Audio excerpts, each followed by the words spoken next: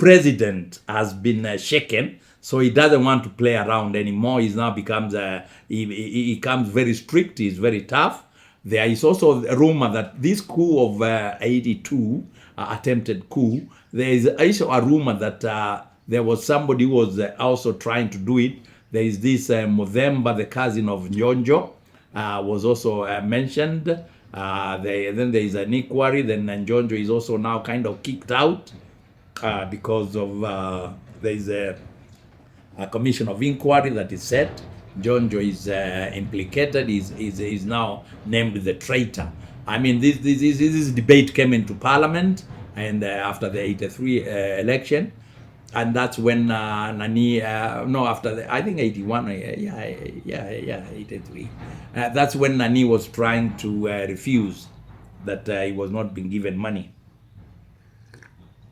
Njonjo Shukuku came up with papers, showed how Njonjo was receiving money from Barclays Bank, and he was implicated, and he had to resign, and continued. Then there is now the infamous Mlolongo election.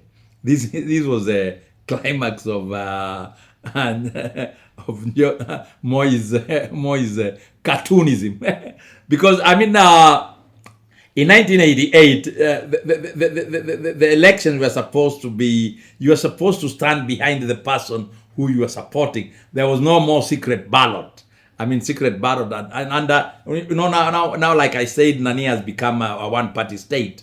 What do you call them? Nani, Kenya. Kenya is a one-party state. KANU ndio baba na mama. Sasa KANU is the baba and mama, father and mother of politics in Kenya. So whatever the president says goes, and if you don't do that, you are actually even fired. People, all the ministers used to follow the president wherever he goes, because your dismissal could be announced on the 1 o'clock bulletin on radio. I remember there is one minister, I can't mention their name now, but he was fired at the 1 o'clock news, and the driver had so the driver stopped the car, so the driver was, I think they had been given instructions. The driver, the drivers used to become bodyguards, or there will be a bodyguard.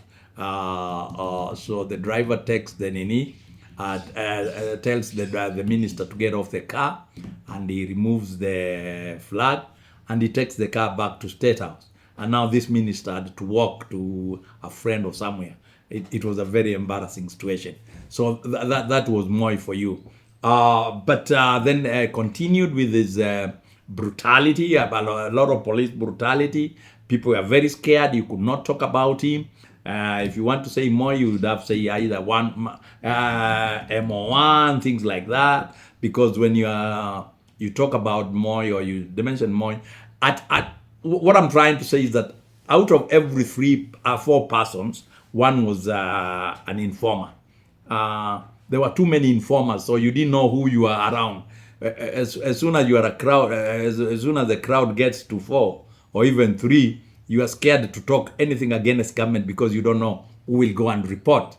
Unfortunately or fortunately, some of us who had not been that scared would talk some of these things, and maybe because we were not of any consequence, we were not arrested, but there was a lot of fear. You could not discuss the government in public or with most of the people. Everybody was just scared. Everybody was scared. You didn't know when you'll be arrested. So what I'm trying to say is, I'm trying to let you know that the government security has been tough since those days. So when you see people being abducted now, and you think it's starting now, it's not starting now. Even those days it used to happen. I'm talking about the 80s. 88, then there's a Mlolongo election, where people had to now line up. Most of the people who were not very comfortable with getting close to each other, especially if you were friends and every one of you wants a seat. You know, you don't want to know who did not vote for you or who voted for you. Some of the people opted out. Some people opted out. But anyway, it was done. People like Nani lost their seats. People like Akina... there are quite a few. We'll get into that, but I don't want to go into details.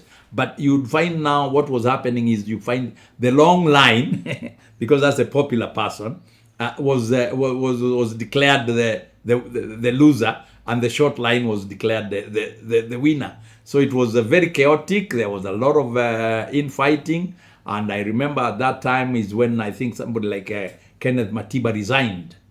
Because I think even there was a lot of infighting in all over the country anyway. But I remember after that, after the Mlolongo is where people like Akina Matiba, I think, had resigned. Things like that, people like Akina Rubia. And that's why they became very bitter, because they had been in government, now they are out.